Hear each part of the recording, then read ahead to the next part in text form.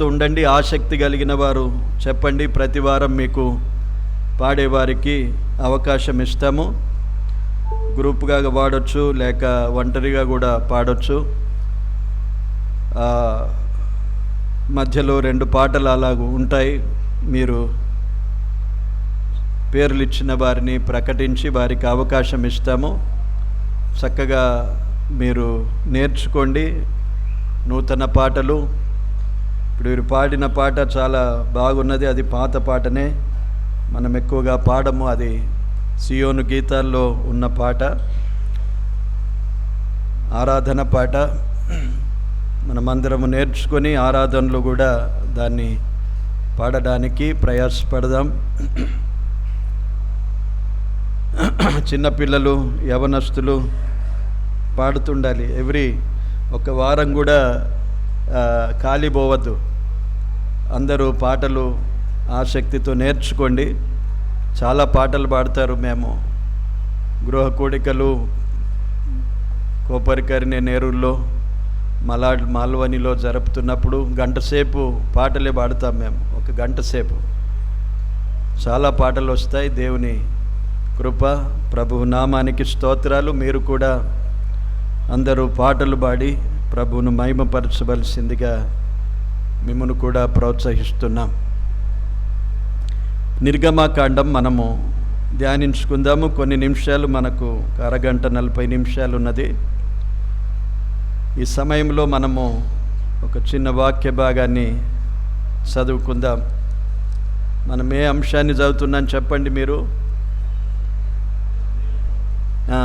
చెప్పాలి. గట్టిగా చెప్పాలమ్మా, గట్టిగా చెప్పాలి. నాకు వినబడదు. ఇప్పుడు కొంత బలహీనం అయిపోతున్నాను.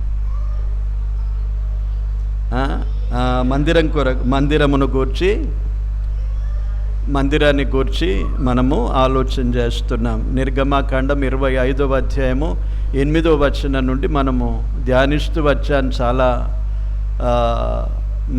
వారాలుగా మనము ఆ మందిరము, ఇప్పుడు ఉన్న సంఘము, ఈ రెండింటిని గూర్చి మనం ఆలోచించాం. ఇప్పుడు మందిరము హస్తకృత ఆలయాలు, ఇవి దేవుని సన్నిధిలో లెక్కించబడవు. అవి ఎంత గొప్పవైనా దేవుని సన్నిధిలో గుర్తించబడేది సంఘమే. కనుక ఎక్కడ కూడుకున్నా మనమే నిరాశపడని అవసరం లేదు. ప్రారంభ దినాల్లో,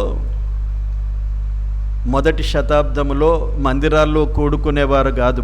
వారు ఇంటిలో కూడుకునేవారు. మనకు పరిశుద్ధ గ్రంథములో వ్రాయబడి ఉన్నది, ఇంటిలో ఉన్న సంఘము. తర్వాత రాను మందిరాలు కట్టుకోవడం, తర్వాత గొప్ప మందిరాలు కట్టుకోవడం, ఒకరితో ఒకరు పోటీపడి మరీ మందిరాలు కట్టుకోవడం జరుగుతూ ఉన్నది ఈ దినాల్లో కూడా. కానీ మందిరాలతో పని లేదు మనకు. అవి కేవలము కూడుకునడానికి మాత్రమే. కానీ ప్రభువు సంఘాన్ని చూస్తున్నాడు, సంఘాన్ని గుర్తిస్తున్నాడు, సంఘాన్ని ఏర్పరచుకున్నాడు. తాను నివసించడానికి ఒక పరిశుద్ధ స్థలము నిర్మించమన్నాడు. నిర్గమాకాండములో అది ప్రత్యక్ష గుడారము వారికి. ఆ తర్వాత కాలములో సొలొమోను ద్వారా యెరూషలేములో ఒక గొప్ప మందిరాన్ని కట్టించాడు. అది ఎన్నోసార్లు కూల్చివేయబడింది, మళ్ళీ కట్టారు. కానీ దేవుని సంఘము ఎప్పటికీ నిలిచేది. జీవము గల దేవుని సంఘం ఇది. మందిరము అనగా జీవము గల దేవుని సంఘము అని దాన్ని గూర్చి అపోస్తలుడైన పౌలు తిమోతికి రాసిన పత్రికలో తెలియజేశాడు. పేతురు కూడా ఇది ఆత్మ సంబంధమైన మందిరము అని తెలిపాడు. ఆ విషయాలు మనం ధ్యానిస్తూ వచ్చాం. మందిరం అంటే, సంఘం అంటే ఎలాగుండాలి, ఆ ప్రత్యక్ష గుడారానికి సంఘానికి ఉన్న పోలికలు, దానికి దీనికి కలిగిన పోలికలను మనము గత కొన్ని వారాలుగా ధ్యానిస్తూ వచ్చాం. సంఘం అంటే క్రీస్తే. సంఘము శరీరము ఆయనే, శిరస్సు ఆయనే. క్రీస్తు లేనిది సంఘము లేదు. మనము ఆత్మ సంబంధమైన సజీవమైన రాళ్ల వలె కట్టబడుచు ఉన్నాం. దేవుడు తన స్వరక్తమిచ్చి మనలను సంపాదించుకొని మన ద్వారా నిర్మించుతూ ఉన్నాడు. కట్టబడుతూ ఉన్నాం మనం. సంఘము ఒక్కటే. పరలోకమందు గుర్తించబడేది ఒక్క సంఘమే. ఇక్కడ ఎన్ని పేర్లతో మనం సంఘాలు పెట్టుకున్నా అక్కడ గుర్తించబడేది ఒక్కటే. అదే సార్వత్రిక సంఘము అన్నారు.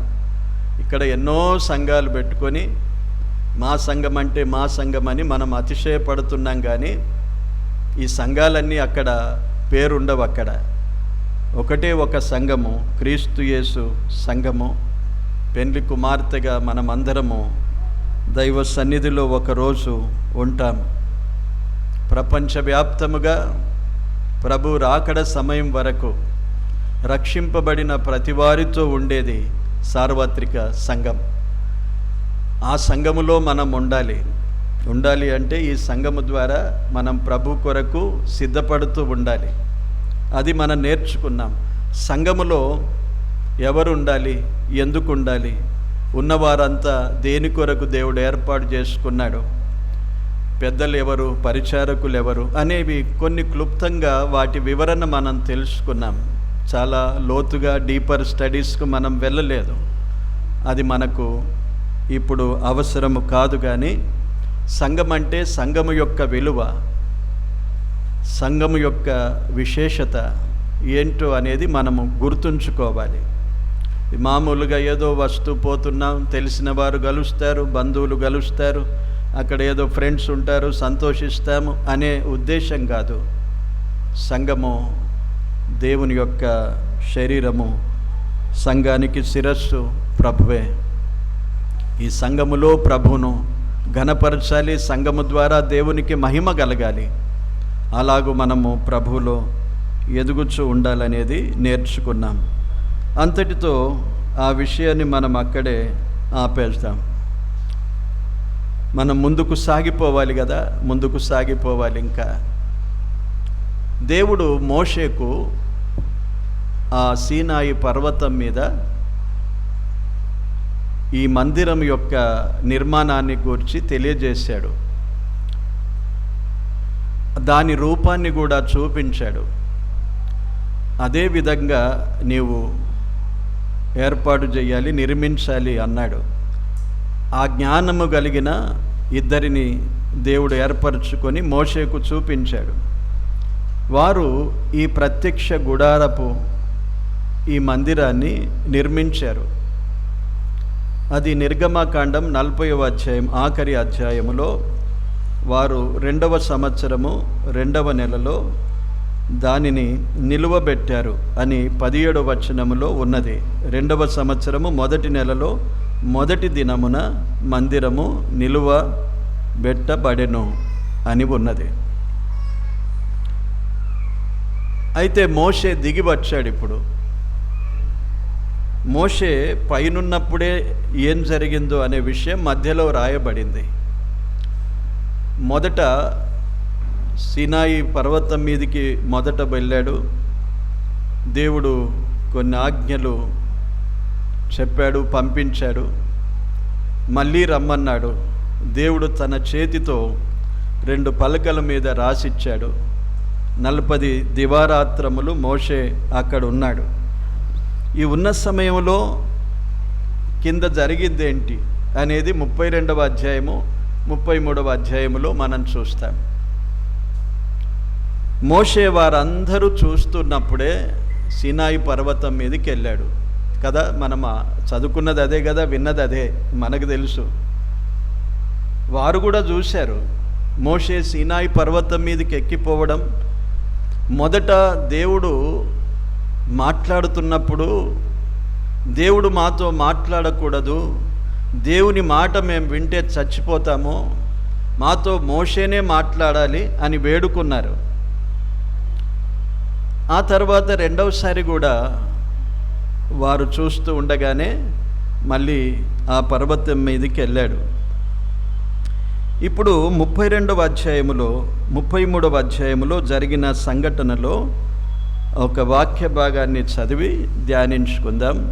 మన ఆత్మీయ జీవితానికి కొన్ని పాఠాలు గ్రహించుదాము, నేర్చుకుందాము. చిన్న పాఠమే, పెద్దగా దాన్ని పూర్తిగా వివరణలోనికి మనం వెళ్ళకుండా మనకున్న సమయములోనే కొన్ని మాటలు మనం ఆలోచన చేద్దాం. 33వ అధ్యాయములో 3వ వచనాన్ని చదువుతాను. 33వ అధ్యాయము 3వ వచనం. మీరు లోబడనొల్లని ప్రజలు గనుక నేను మీతో కూడా రాను, త్రోవలో మిమ్మును సంహరించదనేమో అని మోషేతో చెప్పెను. చూసారా, విన్నారా సరిగా? ప్రార్థన చేసుకుందాం. వాక్య ధ్యానం కొరకు ప్రార్థన చేస్తాం. పరిశుద్ధుడవైన మా తండ్రి, దయగల ప్రభువా, మీకు స్తోత్రాలు. సమయమందు ప్రభువా, మీ మాటలు మేము వినాలని, మీరు మాతో మాట్లాడాలని మేము మీ సన్నిధిలో ఇంకా నిలిచి మీ వైపు చూస్తున్నాం. ఈ వాక్య భాగాన్ని దేవా మీరు మాకు వినిపించినందుకు స్తోత్రాలు. వివరముగా ధ్యానించుటకు సహాయము చేయండి ప్రభువా. మీ పక్షమున నేను నిలిచి ఉండగా నన్ను బలపరచండి. మీ మాటలు నా నోటికి అందించండి. నాతోనూ మా అందరితోనూ మీరు మాట్లాడండి ప్రభువా. మీ మాటలు ఎంతో అమూల్యమైనవి, సజీవమైనవి, నిత్యజీవపు మాటలు గలవాడవు. సమృద్ధిగా మాకు అనుగ్రహించండి. నన్ను కేవలము మీ నోటికి బూరగా మాత్రమే వాడుకోమని, మహిమ ఘనత ప్రభావములు మీకే ఆరోపిస్తూ యేసుక్రీస్తు నామమున కృతజ్ఞతతో ప్రార్థించి వేడుకుంటున్నాము తండ్రి, ఆమేన్. 25వ అధ్యాయములో ప్రభు ఏం కోరుకున్నాడు, దేవుడు ఏం కోరుకున్నాడు చూడండి. నేను వారిలో నివసించున్నట్లు నాకు ఒక పరిశుద్ధ స్థలాన్ని నిర్మించమన్నాడు, ఒక మందిరాన్ని నిర్మించమన్నాడు. దాని వివరాలు, దాని రూపాన్ని చూపించాడు. దాదాపు 4-5 అధ్యాయాలు దాని వివరణ వారికి తెలియజేశాడు. ఇప్పుడు 32వ అధ్యాయంలో ఏమంటున్నాడు చెప్పండి? నేను మీతో కూడా రాను అంటున్నాడు. ఎంత వేరుగా ఉన్నది కదా. 25వ అధ్యాయములో నేను మీతో నివసిస్తానన్నవాడు ఇప్పుడు నేను మీతో రానే రానంటున్నాడు. ఇది ఎంత ప్రమాదకరంగా ఉన్నది ఇశ్రాయేలు ప్రజలకు. నేడు దేవుడు ప్రభు మనతో నివసించాలి, అది కోరుకుంటున్నాం మనం కదా, కోరుకోవాలి. ఎవరు కోరుకోరు చెప్పండి? దేవుడు నాతో వద్దనే వారు ఎవరున్నారు? ఉన్నారు ఎవరైనా? నీవుంటే చాలు ప్రభువా నాకు అనుకుంటాము, పాటలు పాడతాము. నీవుంటే చాలు యేసయ్యా, నీ కృప చాలు యేసయ్యా అని పాటలు పాడుతూ ప్రభునందు ఆనందిస్తుంటాం. ఇలాగూ మనము కోరుకున్నప్పుడు ప్రభు ఉండడానికి ఇష్టపడుతున్నాడు. నేను వారిలో నివసించడానికి ఒక మందిరాన్ని ఏర్పరచమన్నాడు.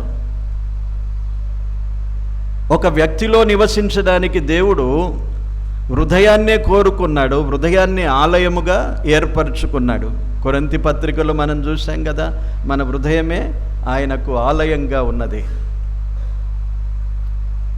ఇలాగూ మనలను కోరుకొని మనలో నివసించాలని అన్న దేవుడే ఇప్పుడు అంటాడు అనుకోనండి, నేను మీతో రాను పొండి అంటాడు.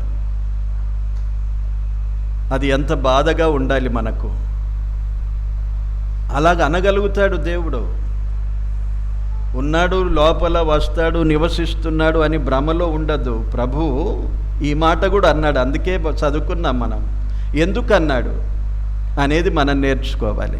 ఎందుకన్నాడు అనేది తెలుసుకోవాలి.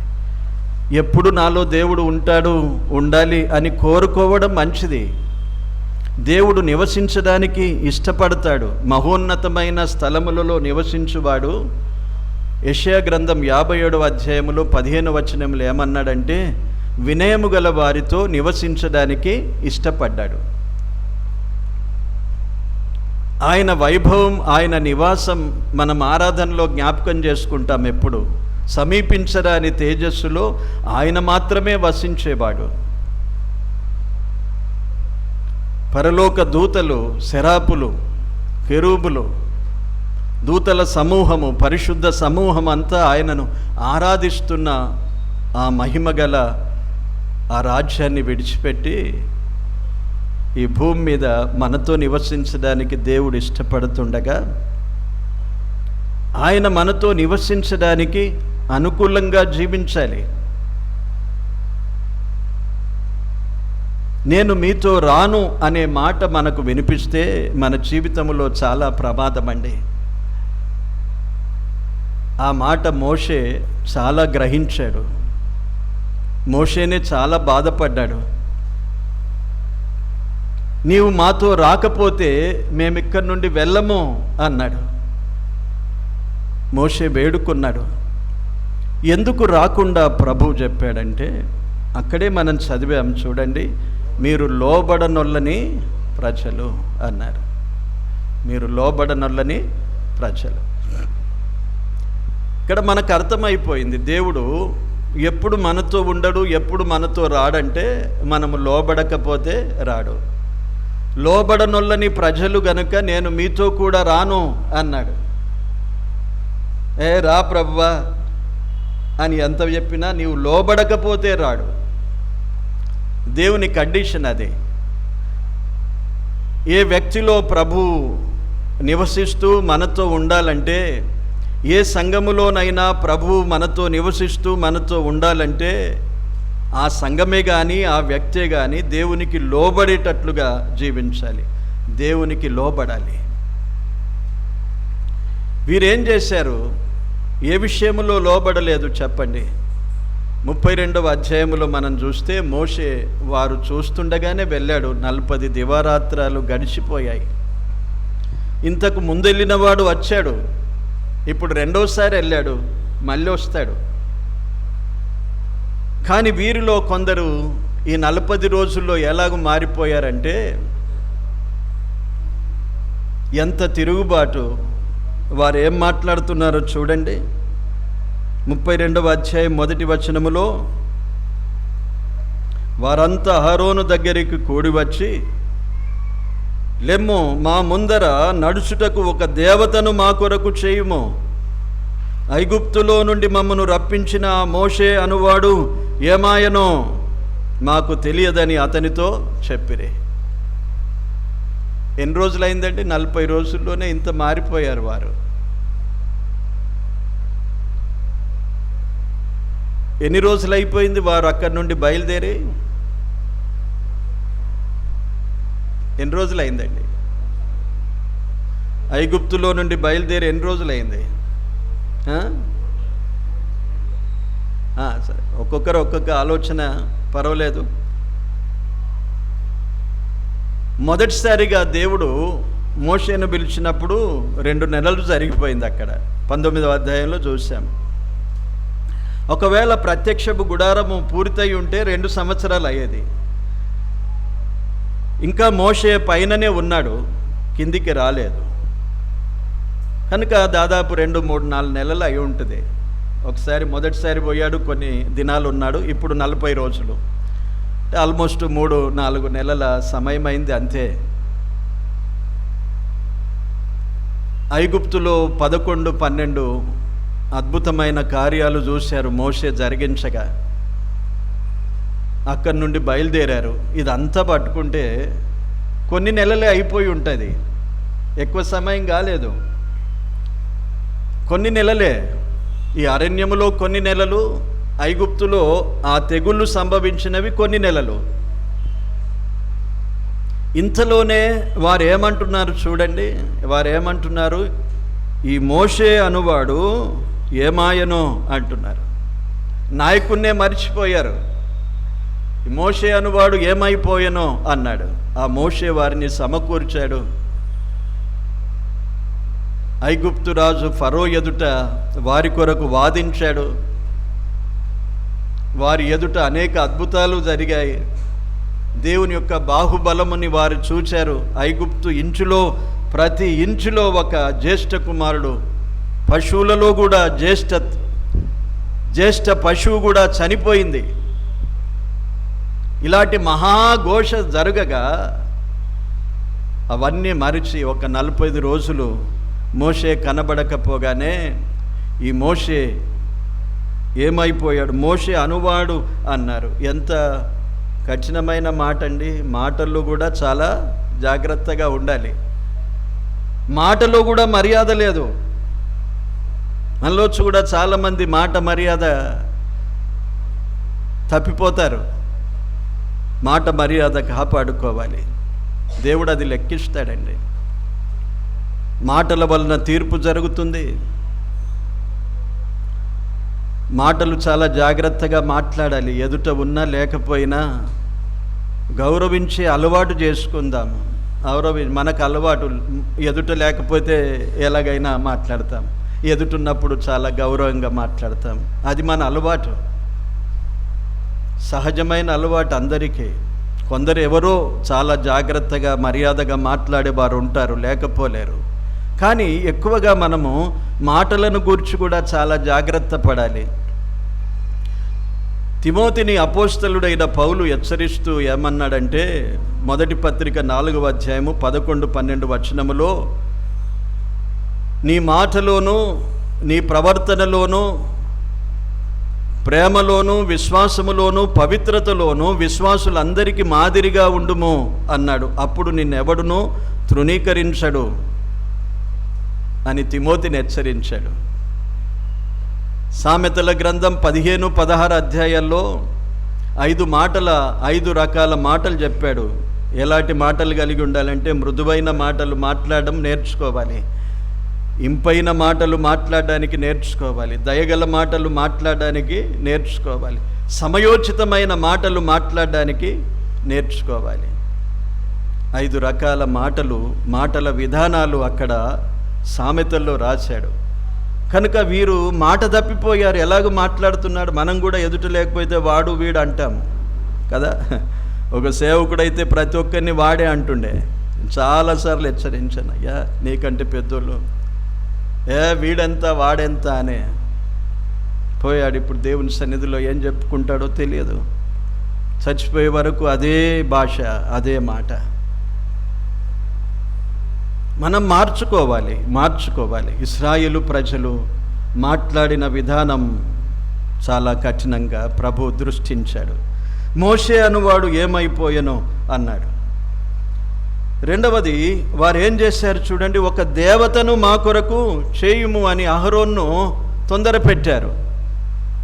అహరోన్ అక్కడ విడిచి వెళ్ళిపోయాడు మోషే. ఇప్పుడు అహరోన్ను బాధిస్తున్నారు వారు.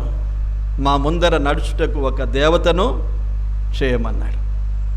ఆ దేవత ఎలాగ చేసుకున్నారు? ఒక దూడను చేశారు. ఎక్కడి నుండి వచ్చింది వీళ్ళకి ఈ రూపం? దూడ రూపం ఎక్కడి నుండి వచ్చిందండి? ఎన్నో రూపాలు ఉన్నాయి.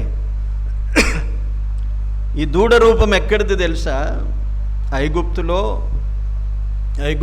ఐగుప్తీయులు పూజించే దేవత రూపము దూడ రూపము. దూడను పూజించేవారు వారు. ఈజిప్టు యొక్క మీరు ఎప్పుడైనా చిత్రాన్ని చూస్తే ఈ దూడ కనిపిస్తుంది. మాకు దూడ ఆకారంలో ఒక మంచి డిజైన్తో ఒక దూడను వారు ఒక గుర్తుగా చూపిస్తారు.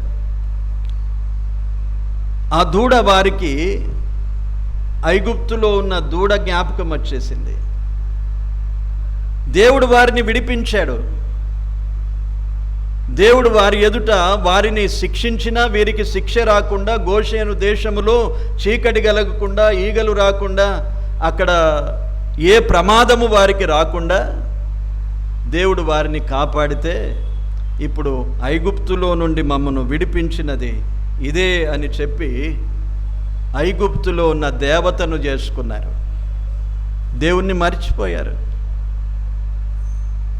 కొంతకాలములోనే దైవభక్తిని విడిచిన విశ్వాసులు జాగ్రత్తగా, ప్రారంభములో ఉన్న విశ్వాసం ఉన్నదా? ప్రారంభంలో ఉన్న దైవభక్తి ఉన్నదా? వారెంతో భక్తితో బయలుదేరారు. యెహోవాను గానము చేయుదము అని పాట పాడారు, నాట్యమాడారు, సంతోషించారు, దేవుణ్ణి స్తుతించారు. కొంతకాలానికే ఎలాగూ మారిపోయారు చూడండి. ఈ ప్రమాదం మన విశ్వాస జీవితంలో ఉండకపోదు. ప్రారంభములో ఉన్న ఆసక్తి, ప్రారంభములో ఉన్న భక్తి జీవితం, ప్రారంభములో ఉన్న స్తుతి ఆరాధన ఈరోజు ఉన్నదా? ఎలాగూ మారిపోయారు. ఎందుకు మారిపోయారో ఆలోచించుకుంటే ఏదో ఒక దేవత లోకములో నుండి మన ఎదుటికి ముందుకు వస్తుంది. దేవత అంటే ఏదో విగ్రహం కాదు, మనం ప్రేమించేదే మనకు దేవత. అత్యధికముగా మనము దేనిని ప్రేమిస్తామో అదే మనకు దేవతగా, విగ్రహంగా నిలుస్తుంది. దాన్ని బట్టి మనం ఏమనుకుంటామంటే ఇక దేవుణ్ణి మర్చిపోతాం. దేవుడే ఇచ్చాడు మనకు సకల సంపద, సర్వ ఐశ్వర్యము, సుఖ సంతోషాలన్నీ దేవుడే మనకిచ్చి ఉండగా ఇప్పుడు దేవుణ్ణి పక్కకు పెట్టేసి మనం ఏమనుకుంటాము, నాకు మంచి భార్య వచ్చింది, భార్యను పూజిస్తుంటాం కొందరు. నాకు మంచి బిడ్డలను ఇచ్చాడు దేవుడు, ఆ బిడ్డలను పూజిస్తుంటారు. ఇక దేవుణ్ణి మర్చిపోతారు. నాకు మంచి ఉద్యోగం ఉన్నది కనుక ఉద్యోగం వెంటనే వెళ్ళిపోతారు. ఇక దేవుడే ఇచ్చాడు, ఉద్యోగం ఇచ్చేదాకా ప్రార్థన చేస్తాం. మనం సంఘములో తెలియజేస్తాం, ప్రార్థించండి, అందరూ ప్రార్థన చేస్తారు. ఎందుకంటే అందరూ ఉద్యోగాలు లేనిది బ్రతకలేం మనం. ఉద్యోగం వచ్చిన తర్వాత ఉద్యోగమే ప్రియమైపోతుంది. ఇవే విగ్రహాలు, దేవతలు మరొకటి కాదు. మనం విగ్రహాన్ని తెచ్చుకొని పూజించలేము, అంత సాహసం చేయలేము మనము. కానీ మనము దేవుని మర్చిపోయే విధానం ఏంటంటే ఏదో ఒక దానిని లోకములో మనము ప్రేమిస్తూ, లోకములో ఉన్న వాటిని ప్రేమిస్తూ అదే మనకు ఒక విగ్రహంగా నిలుపుకొని ఇదే నాకు జీవితం అనుకొని దేవుణ్ణి మర్చిపోయేవారు. వారు అలాగే చేశారు. అహరోను బలవంత పెట్టారు. అహరోను కూడా తప్పు చేశాడు, అందుకే చచ్చిపోయాడు మధ్యలోనే. అహరోను కూడా మోషే అంటే అనుకున్నాను మనము. మోషే బండను రెండోసారి మాట్లాడమంటే కొట్టాడు. మోషేను నిన్ను పంపలేనన్నాడు. అహరోను ఏం చేశాడు అనుకుంటే, అహరోను ఏం చేశాడంటే ఇక్కడ చేశాడు. వారందరి బంగారపు నగలను తీసుకొచ్చాడు.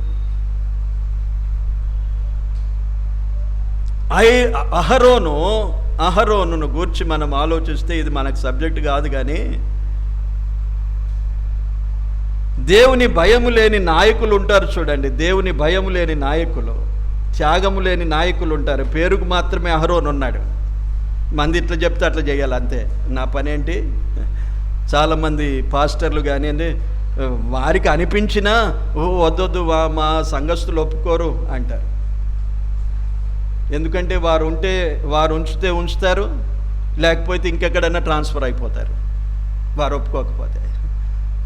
చాలామంది నేను అంటే ఈ తరాలో దేవుని సేవలో ఉన్నవారిని గమనించాను, తెలుసుకున్నాను కూడా. ఎందుకంటే వారు చెప్పలేరు.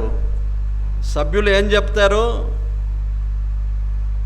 ఆ ప్రజలు ఏం చెప్తారో దాన్ని అనుసరించి జరగాలి. ఇది ఇట్లున్నది కదా బ్రదర్, మరి ఇందులో బైబిల్లో ఇలాగున్నది కదా, మరి ఇలాగుండా లేదు మా వారు ఒప్పుకోరు. వాళ్ళంతా అలాగూ కఠినంగా ఉంటే వాళ్ళంతా ఒప్పుకోరు. అలాంటి భయస్థుడు అహరోను. నిలిచుండాలి, నడిపించే నాయకుడుగా ఉండాలి. అహరోను అలాగూ లేడు. అహరోను ఏం చేశాడు, వారందరి బంగారపు ఆభరణాలన్నీ తీసి ఇమ్మన్నాడు. దాంతో అగ్నిలో వేయగా దూడ రూపం వచ్చేసిందని చెప్పాడు. అడిగినప్పుడు నాకేం తెలియదు, వీరిచ్చారు నేను చేశాను అంటే, నీవేమి పనికి మాలిన నాయకుడవే. అందుకే నాయకుడు కాదు అహరోను ఈ విధంగా చేశాడు, ప్రజలంతా ఆ విధంగా చేశారు. పైనుండి దేవుడు చూస్తున్నాడు. మోషేతో మాట్లాడుట చాలించాడు. దేవుని కోపము రగులుకున్నది. దేవుడు చాలా కోపపడ్డాడండి. 7వ వచనం నుండి మనం చూస్తే ఆ కోపాన్ని వెల్లడిపరిచాడు. 10వ వచనం చూడండి. నా కోపము వారి మీద మండును. 9వ వచనములు అన్నాడు, నేను ఈ ప్రజలను చూచి ఉన్నాను, ఇదిగో వారు లోబడనొల్లని ప్రజలు, కావున నీవు ఊరకుండుము, నా కోపము వారి మీద మండును అన్నాడు. అన్నాడు, లోబడనొల్లని ప్రజల మీద ఏం జరుగుతుంది? దేవుని కోపము మండిపోతుందండి. ఏం పర్వాలేదు అనుకుంటామా? అనుకోవచ్చు, అనుకుంటే ఏం పర్వాలేదు. మనం అనుకోగానే దేవుని కోపము నిలిచిపోదు. అవిధేయులైన వారి మీదికి దేవుని ఉగ్రత వచ్చును అని ఎఫెసీయులకు రాసిన పత్రికలో 5వ అధ్యాయంలో మనం చూస్తాం. అవిధేయులైన వారి మీదికి దేవుని ఉగ్రత వస్తుంది. వారు లోబడకుండా ఉన్నారు కాబట్టి ఇప్పుడు దేవుని కోపము మండుచూ ఉన్నది అన్నాడు. మండుచున్నదే. మోషే మధ్యపడ్డాడు. మోషే మధ్యలో మోషే దిగి చూశాడు. మోషేకు కూడా కోపం వచ్చేసింది. మోషేకు కూడా కోపం వచ్చేసి రాళ్ళు పలకలు పడేశాడు. దేవుని చేత వ్రాయబడిన ఆ పలకలు ఆ కోపంతో పడేశాడు. వచ్చి తన కోపాన్ని వారికి తెలియజేసి వారిలో మాట్లాడి, ఇప్పుడు దేవుని కోపం ఎలాగూ చల్లారాలి, దేవుని కోపము వారి మీద రగులకుండా మధ్యలో మోషే దేవుణ్ణి వేడుకోవడం మనం చూస్తున్నాం. ప్రియులారా, లోబడనొల్లని ప్రజల మీద దేవుని కోపం ఉంటుంది అనే విషయాన్ని మనం ఇప్పుడు కూడా మర్చిపోవద్దు. అప్పుడు జరిగిందిలే, ఇప్పుడేంటి, ఇది కృపాకాలం కదా అనుకొని చాలా సమర్థించుకునే అతి జ్ఞానులు లేకపోలేరు విశ్వాసములో. ఇది కృపాకాలం కదా. అవును, కృపాకాలమే, కానీ దేవుని కోపాన్ని మనం రగిలించకూడదు. కృపాకాలములో కూడా ఎఫెసీ పత్రికలో అపోస్తలుడైన పౌలేమన్నాడు? అవిధేయులైన వారి మీదికి దేవుని ఉగ్రత వచ్చును అన్నాడు. కృపాకాలములో కూడా అవిధేయులైన వారి మీదికి దేవుని ఉగ్రత వస్తుంది. ఆ వచనాన్ని చూస్తారా? చూడండి, ఏదో తెలియనట్లు నేను ఏదో చెప్పినట్లు చూడకండి. దేవుని వాక్యంలో ఉన్నది ఆ మాట.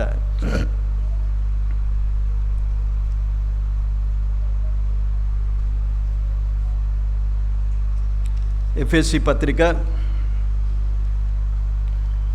5వ అధ్యాయము 6-7 వచనాలు చూడండి. వ్యర్థమైన మాటల వలన ఎవడును మిమ్మను మోసపరచనీయకుడి. ఇట్టి క్రియల వలన దేవుని ఉగ్రత అవిధేయులైన వారి మీదికి వచ్చును గనుక మీరు అట్టి వారితో బాలివారై ఉండకుడి అన్నాడు. ఉన్నదా లేదా? అవిధేయులైన వారి మీదికి ఇప్పుడు కూడా ఉగ్రత వస్తుంది. లోబడనొల్లని వారికి శ్రమ అని రాశాడు. యెషయా గ్రంథం చూడండి. యెషయా గ్రంథము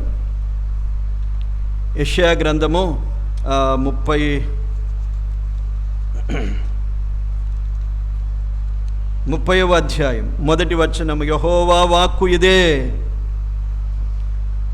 లోబడని పిల్లలకు శ్రమ అన్నాడు. లోబడని పిల్లలకు శ్రమ. లోబడని వారి మీదికి దేవుని కోపము మండుతుంది. లోబడని పిల్లలకు శ్రమ అన్నాడు. ఇవన్నీ మాటలు మనకెంతో బలంగా ప్రభు చెప్తున్నాడండి. లోబడనొల్లని ప్రజలు గనుక నేను మీతో కూడా రాను అన్నాడు. అందుకే రాలేదు, అందుకే రానన్నాడు. ఈరోజు కూడా నీవు నేను లోబడకపోతే ప్రభు మనతో రాలేడు. Can't walk with us. మనతో నడవలేడు, మనతో నివసించలేడు. దేవుడు లేకపోతే మనతో ఎంత ప్రమాదమో ఆలోచించండి. నీవు నాకు తోడయుంటే చాలు అన్నాడు. ఆకాశమందు నీవు తప్ప నాకెవరున్నారు దేవా, నీవు నాకుంటే చాలు అని కీర్తనకారుడు రాశాడు. దేవుడు తోడుగా ఉన్నవారు ఎంతమంది వర్ధిల్లారు పరిశుద్ధ గ్రంథములో చెప్పాడు. యోసేపు ఎక్కడెక్కడ ఉన్నాడు చూడండి. ఎన్ని కష్టాల్లో ఉన్నా దేవుడు అతనికి తోడై ఉండెను అని వ్రాయబడింది. ఒకరోజు ఎక్కడున్నాడు? ఐగుప్తు మీద గొప్ప అధికారిగా ఉన్నాడు. దేవుడు మనకు తోడై ఉంటే, దావీదుకు దేవుడు తోడై ఉన్నాడు. వ్రాయబడింది, దావీదు చరిత్ర వ్రాయబడిన సందర్భాలు చదవండి. దేవుడు అతనికి తోడై ఉండెను గనుక దావీదు యుద్ధాలన్నీ జయించాడు. ఏ ఒక్క యుద్ధం కూడా ఓడిపోలేదు దావీదు. విజయోత్సవముగా గొప్ప రాజుగా ఇశ్రాయేలు చరిత్రలో నిలిచిపోయాడు, బైబిల్లో నిలిచిపోయాడు దావీదు. దేవుడు తోడుగా ఉండాలి మనకు. విజయాన్ని సాధిస్తాం. లోకములో మనకు కూడా అపాయం ఉన్నది. యాకోబు పత్రికలో రాశాడు, రాశాడు చూడండి, దేవునికి లోబడి ఉండుడే. యాకోబు పత్రిక 4వ అధ్యాయము. కాబట్టి దేవునికి లోబడి ఉండుడి, అపవాదిని ఎదిరించుడి అన్నాడు. ఎవడున్నాడు మనకు? అపవాది ఉన్నాడు. దేవుడు మనకు తోడుగా ఉండాలి. అపవాదిని జయించలేం మనం. అపవాది చాలా బలవంతుడు. మనం అనుకుంటాం ఊరికే, చాలామంది అపవాదిని గద్దించగోరుతారు. ఎందుకు గద్దిస్తే వాడు వెళ్ళిపోతాడు చెప్పండి? నీవు అరుస్తే వెళ్ళిపోడు, నీవు కరిచినా వెళ్ళిపోడు. నీ విశ్వాస బలం ఉండాలి, దేవునికి లోబడిన బలం. పేతురు రాసిన పత్రికలో ఇంకొక మాట చెప్పాడు చూడండి, వాడిని ఎదిరించడానికి ఇంకొక సూత్రం చెప్పాడు. 5వ అధ్యాయం 9వ వచనం చూడండి. పేతురు రాసిన మొదటి పత్రిక 5వ అధ్యాయము 9వ వచనం. ఆఖరి మాట చూడండి, విశ్వాసమందు స్థిరులై వానిని ఎదిరించుడి అన్నాడు. దేవునికి లోబడి ఉండుడి, వానిని ఎదిరించుడి అన్నాడు. విశ్వాసమందు స్థిరులై ఉండుడి, వానిని ఎదిరించుడి అన్నాడు. ఈ రెండు లేకపోతే మనము ఎదిరించలేము, అపవాదిని ఎదిరించలేము. అపవాది పారిపోడు, అపవాది ఇంకా లోపలికి వస్తాడు. నాకు తెలుసు నీ బలం అన్నాడు. ఒకరు అలాగే అపోస్తలుల కార్యములో చూస్తే, ఈ పేతురు వీళ్ళు పౌలు వీళ్ళంతా యేసునామములో వెళ్ళగొడుతున్నారు అపవిత్రాత్మలంటే, వాళ్ళు కొందరు ఏం చేశారంటే, వాళ్ళు యేసునామమును బట్టి అపవిత్రాత్మలు వెళ్ళిపోవాలని వాళ్ళు గద్దించడం ప్రారంభించారు. ఏం చేశారు వాళ్ళు? పోయాయి అవి. నేను యేసుని ఎరుగుదును, నేను పౌలును కూడా ఎరుగుతాను, వాళ్ళు ఎలాంటి వారో, వారు ఎంత విశ్వాసములో పౌలు ఉన్నాడో, ఎంత దేవునికి లోబడి ఉన్నాడో, నన్ను ఎదిరిస్తావా నువ్వు? దేవునికి లోబడవు, దేవుణ్ణి ఎదిరించేవాడవు, తిరుగుబాటు చేసేవాడవు. దేవుని శక్తి లేదు, విశ్వాసము లేదు, స్థిరత లేదు. ఎక్కడంటే అక్కడ కనిపిస్తావు, నన్ను ఎదిరిస్తావా అని అపవాది మన మీదకే దాడి చేస్తాడండి. అలాగే జరిగింది వారితో. వారి మీద పడి వారిని ఆక్రమించుకున్నాడు అపవాది. అపవాదిని ఎదిరించాలంటే దేవునికి లోబడి ఉండాలి. లోబడే స్వభావమును నేర్చుకోండి, లోబడే స్వభావం నేర్చుకోండి. అది పుట్టుకతో రాదు. బాలుడు పుట్టుకతోనే ఎటువంటి స్వభావం కలిగిన వాడంటే బైబిలే రాసింది. బాలుడు పుట్టుకతోనే దుష్ట స్వభావం కలిగిన వాడు.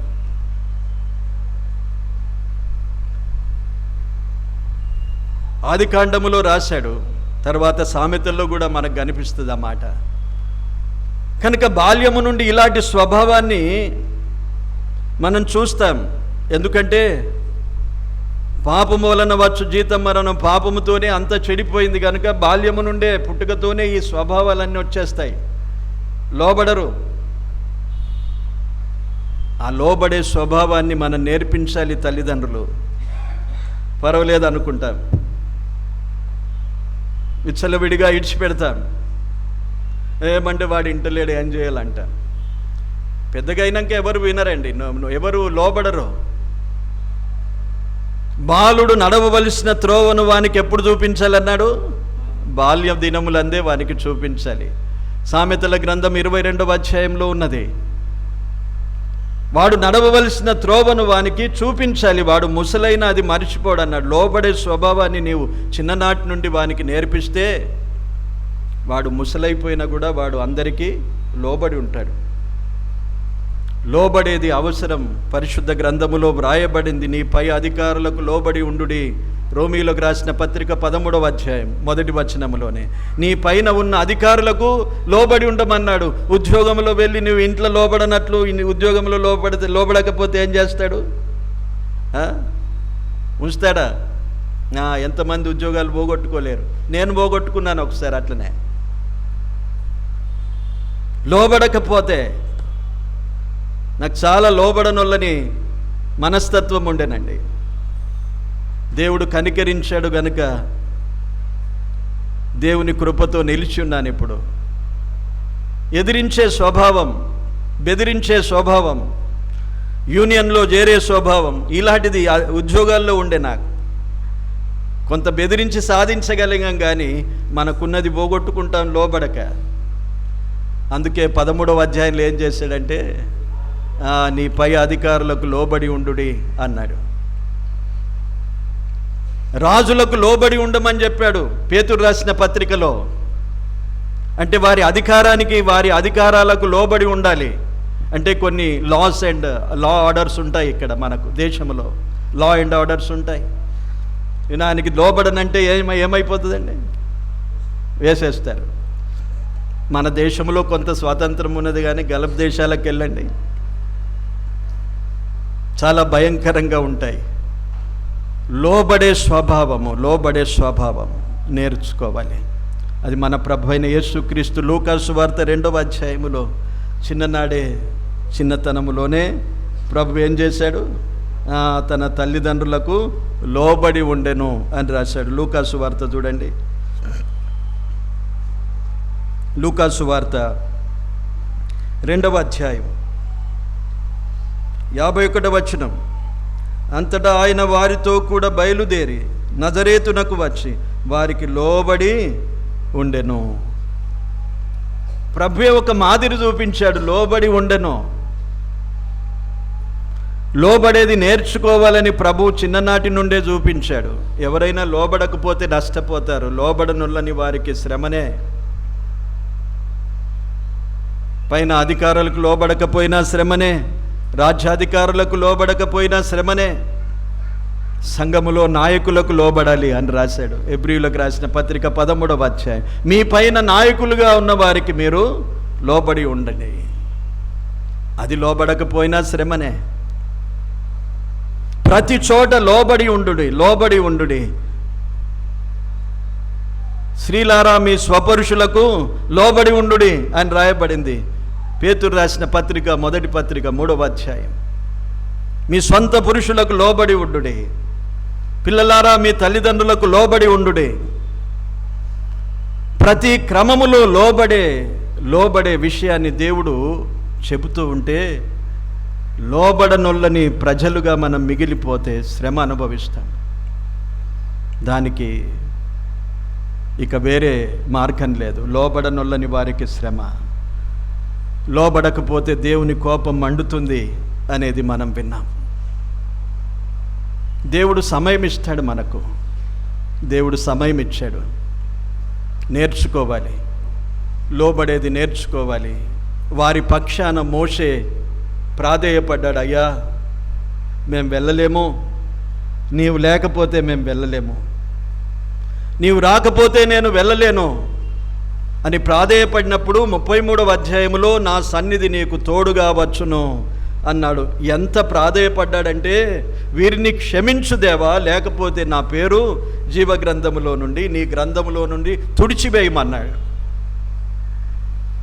లోబడనొల్లని ప్రజల కొరకు తండ్రి అయిన దేవుని ఎదుట ప్రభు అయిన యేసుక్రీస్తు మన కొరకు విజ్ఞాపన చేయుచున్నాడు. కాబట్టే దేవుడు కనికరించి మనతో వస్తూ ఉన్నాడు. అంతేగాని నీలో మార్పు లేకపోతే ఎంతకాలం రాలేడు. మోషే వెళ్ళిపోయాడు కొంతకాలానికి. ఇశ్రాయేలు ప్రజలు విడిచిపెట్టబడ్డారు. మోషే ఉన్నంతకాలము దేవుడు మోషేను బట్టి ఏం చేశాడు? వారితో నడిపించాడు. ప్రభు అయిన యేసుక్రీస్తు మన కొరకు విజ్ఞాపన చేయుచున్నంత కాలము దేవుడు కనికరిస్తాడు. ఒకరోజు ఏమైపోతుందంటే అంతా ఆగిపోతుంది. ప్రభు అయిన యేసుక్రీస్తే వస్తాడు మళ్ళీ. సువార్తకు లోబడని వారికి అప్పుడు ఎలాగొస్తాడు? కనికరించేవాడుగా రాడు. అక్కడ విజ్ఞాపన చేస్తూ మన కొరకు వేడుకున్నవాడు రెండవ రాకడలో ఎలాగొస్తాడంటే రారాజుగా వస్తాడు. రాజు కనికరించడు. సువార్తకు లోబడని వారి మీద తన ఉగ్రతను కనుపరచడానికి తెస్సలోనికైలకు రాసిన పత్రికలో ఉన్నది. 2వ పత్రిక 1వ అధ్యాయములో వారికి ప్రతిదండన చేయడానికి వస్తాడు. యెషయా గ్రంథం 65వ అధ్యాయం 2వ వచనములో ఉన్నది, లోబడనొల్లని ప్రజలకు దినమెల్ల నేను చేతులు జాపి నిల్చున్నానన్నాడు. ఇప్పుడు చేతులు జాపి నిల్చున్నాడు మన కొరకు. లోబడనొల్లని ప్రజల కొరకు ఆయన నిల్చున్నాడు. కనికరించడానికి ఇష్టపడుతున్నాడు. నీ స్వభావాన్ని మార్చడానికి ఇష్టపడుతున్నాడు. ఇదే స్వభావములో కొనసాగుతావా, ఒకరోజు నష్టం, దేవుని యొక్క ఉగ్రతకు గురి అయిపోతాం మనం. ఆయన కోపం మండిపోతుంది మన మీద. దేవుడు మనతో రావడానికి ఇష్టపడడు. అపవాది మనల్ని ఎదిరిస్తాడు, వాణ్ణి జయించలేము. విశ్వాసములో స్థిరముగా ఉండలేము, అపవాదిని ఎదిరించలేము. అందుకే అనేక శోధనలలో మనం మిగిలిపోతామండి. ఏంటిరా, ఒకటి తప్పితే ఒకటి, ఇంటిలో ఒంటిలో అంతటా శోధనలే నాకు అనే ఒక ఆరాటం మనలో ఎన్నోసార్లు కలుగుతుంది. కారణం ఏంటంటే, లోబడని తనం ఏదైనా నీలో ఉన్నదా? దేవునికి లోబడండి. ఏ విషయాల్లో దేవుడు మనకు చూపిస్తాడో, ఏ విషయాల్లో దేవుడు మనల్ని ఆజ్ఞాపిస్తున్నాడో, ఏ విషయంలో దేవుడు కోరుకుంటున్నాడో మనలను, ఆ విషయంలో ఒకసారి పరిశీలన చేసుకొని సరి చేసుకుంటే దేవుడు చేతులు దాపించినానన్నాడు. లోబడనొల్లని వారికి చేతులు దాపించినాడు. ఒక వచనాన్ని చదువుకొని ముగించుకుందాం. అదే వచనాన్ని చదువుతాను. 65వ అధ్యాయం 2వ వచనం. తమ ఆలోచనలను అనుసరించి చెడు మార్గమును నడుచుకొనుచు లోబడనొల్లని ప్రజల వైపు దినమంతయు నా చేతులు చాపుచున్నాను అన్నాడు. ఈ ఆలోచనలను అనుసరించి ఇవే మంచివనుకొని చెడు మార్గమున నడుస్తున్నారు. అలాంటి వారి కొరకు దేవుడు ఎంత కనికరము కలిగి, ప్రేమ కలిగి దినమెల్లా లోబడనొల్లని వారి కొరకు చేతులు జాపి నిలుస్తున్నానన్నాడు. సమయం ఉండగానే మార్పు చెందుదాం, మనసు మార్చుకుందాం, పరిశీలన చేసుకుందాం. దేవునికి లోబడి అపవాది ద్వారా మనకు కలిగే ప్రతి శోధనలను జయించడానికి వానిని ఎదిరిస్తాం. ఎదిరిస్తే వాడు ఏమైపోతాడు? పారిపోతాడట. దేవునికి ఎప్పుడైతే నీవు లోబడతావో అపవాది పారిపోతాడు. ఎప్పటి వరకు నీవు లోబడవో దేవునికి, అప్పటి వరకు వాడే నీ వెంటుంటాడు, కానీ దేవుడైతే నీతో రాడు. లోబడనొల్లని వారితో రాను అన్నాడు. అప్పుడు చాలా ప్రమాదకరంగా మన జీవితాలు మారిపోతాయి. గమనించండి, ఆలోచిద్దాం, మన జీవితాలను మనం పరిశీలించుకుందాం, మన స్వభావాన్ని మనం పరిశీలించుకుందాం. ఎక్కడ లోబడని తనం మనకున్నదో దాన్ని మార్చుకుందాం. దేవుడు కనికరిస్తాడు. దేవుడి మాటలు దీవించునుగాక. ఆమేన్. ప్రార్థన చేసుకుందాం. పరిశుద్ధుడవైన మా ప్రియ తండ్రి, మీ ఘనమైన నామాన్ని స్తుతిస్తున్నాం ప్రభువా. మీ మహాకృప చేతనే ఈ సమయం మీ సన్నిధి మేమందరము చేరి ఆరాధించినట్లు కృప చూపినావు. మా మధ్య సంచరిస్తూ మాతో మాట్లాడి లోబడనొల్లని ప్రజలతో మీరు రానని చెప్పిన వాక్య భాగాన్ని మేము ధ్యానించాం. మమ్మను మేము పరిశీలించుకోవడానికి మరి యొక్క తరుణాన్ని మాకు ఇచ్చినందుకు స్తుతిస్తున్నాం ప్రభువా. ఏ విషయములో లోబడిని స్వభావము, లోబడిని తనం మాలో ఉన్నదో మమ్మను మేము సరిచేసుకోవడానికి మీ కృపాస్తాలకు అప్పగించుకుంటున్నాం. అవును ప్రభువా, కనికరము గల దేవుడవు నాయన. దినమెల్లా చేతులు చాపుకొని నిలిచి ఉన్నావు. మీ చెంతకు మమ్మను చేర్చుకొని మాలో అద్భుతమైన మార్పు కలిగించండి. లోబడే స్వభావాన్ని మేము కలిగి ఉండుటకు కృపనిమ్మని, దేవునికి లోబడి అపవాదిని ఎదిరించే శక్తిని మేము కలిగి ఉండుటకు మీ కృపతో మమ్మల్నందరినీ బలపరచుమని ప్రార్థిస్తున్నాం. అందరినీ దీవించండి. తిరిగి ఇప్పుడు వెలుచున్న ప్రయాణాల్లో తోడై ఉండండి. సహోదరుల కూడిక ఏర్పాటు చేసి ఉండగా సహోదరులందరూ ఆసక్తితో ఆ కూడికకు చేరి వచ్చినట్లు మరికొంత సమయం అక్కడ మేమందరము కూడి మిమ్మను ఘనపరిచే కృపను మాకు అనుగ్రహించమని మా ప్రియ ప్రభువా, మా రక్షకుడా, మీకు స్తోత్రాలు చెల్లిస్తున్నాం. మా ప్రియులు తెచ్చిన ఈ స్నాక్స్ను బట్టి కూడా మీకు స్తోత్రాలు. దీవించండి, ఆశీర్వదించమని యేసుక్రీస్తు నామమున కృతజ్ఞతతో ప్రార్థించి వేడుకుంటున్నాము తండ్రి, ఆమేన్. లోబడనుల్లని నన్ను ప్రేమన్ పిలచి చేతులు జాపినావు. లోబడనుల్లని నన్ను